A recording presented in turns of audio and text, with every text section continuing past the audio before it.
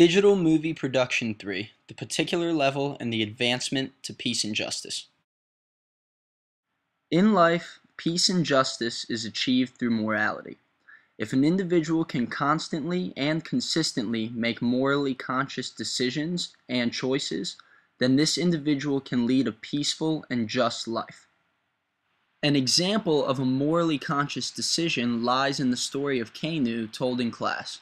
In this story, the spider made the choice to volunteer to go save the daughter of the village. The spider's choice was not made by fear or greed, rather made by a choice of good morals. Kainu had taken the spider in when no one else would, so Spider only wanted to bring peace and justice to his new home by saving the princess. I often find myself envious of the spider and others of the like, for I identify myself as the archetypal student, and to be a successful student, morally correct decisions must be made. But here I'm goofing off instead of studying. Sometimes we need advice in the decision-making process. Like in the story of the Horse of Power, when the hunter is given advice by his horse. The horse tells him to jump into the boiling water by his own will in order to live.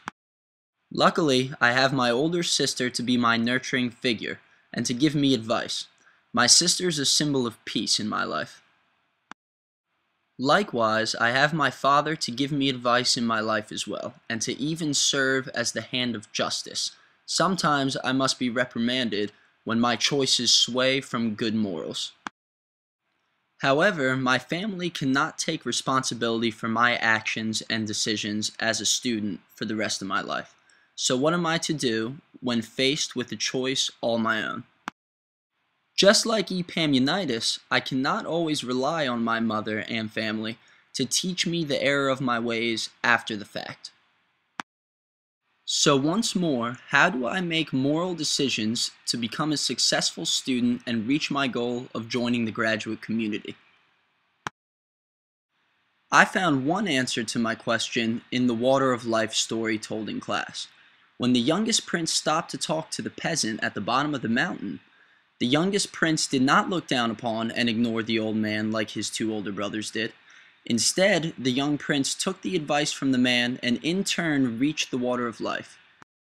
I found a second answer in our class textbook On the Origin of Stories by Brian Boyd, where Boyd wrote, "Brains evolved to allow organisms to respond to relevant features in their environment."